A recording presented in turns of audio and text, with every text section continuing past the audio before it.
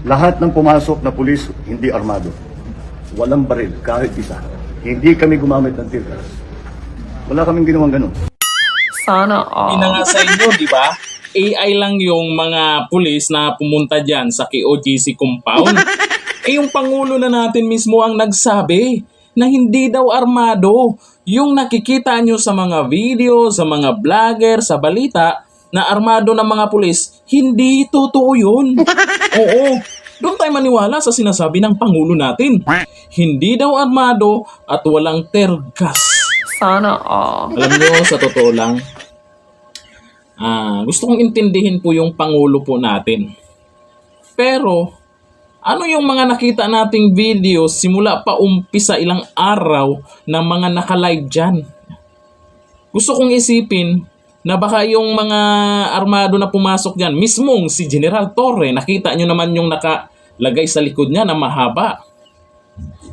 Ang sabi, wala daw, hindi daw armado. Ito ang challenge ko po sa mga bayarang mga trolls dyan. Sige, ipagtanggol nyo. Paano nyo ipagtanggol? Alam ko kung paano. Magko-comment kayo malayo sa issue ng pinag-usapan natin. Sa mga bayarang vlogger dyan. Alam ko kung anong gagawin nyo. Hindi nyo babanggitin ang pahayag ng Pangulo natin. Diba suportado nyo yan? Dapat, pag may mga ganyan, suportahan nyo.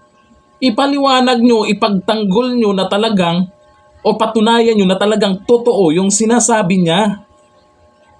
O kami, kinontra namin yan kasi iba po yung napanood namin. Kayo ngayon, yung mga bayarang vlogger, tameme. I-issue ng iba. Kwento ng iba malayo doon sa issue na yan na dapat mapansin nyo yan. Pahayag po ng Pangulo natin yan. Gusto ko pong intindihin po kasi Pangulo natin yan. Kami po bumoto niyan.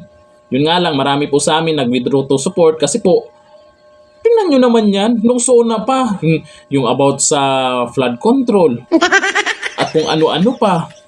Mukhang, gusto kong intindihin po talaga, promise. Kayo, ano kayo masasabi nyo po dito kasi, kung napanood nyo naman siguro. So, sino magsasabi ngayon dyan na magpapatunay na hindi armado? Sino? Wala, di ba? Kasi, nakaka-stress pag-isipin kung gusto nating intindihin po. Pero ang sabi po ng iba, may mga nag-comment dyan, resulta daw yan sa pulburon. Ay hindi naman siguro, hindi pa naman napatunayan na nagpupulburon yan. Baka siguro hindi siya in-inform. Baka hindi niya napanood yung nangyari dyan sa KOGC na kung saan ilang araw na po yung mga pulis dyan at naka-live pa at kung saan-saan pa binalita po sa mainstream media. Baka naman hindi nakarating sa kanya. Baka naman busy yung Pangulo natin sa mga oras na yan, kaya hindi niya alam na talagang armado at may mga tear gas na nakuha. Live na live po, nakuha po yung ginawa po. Meron pa nga yung inisprayan. Diba? Yung inisprayan po ng ay sus.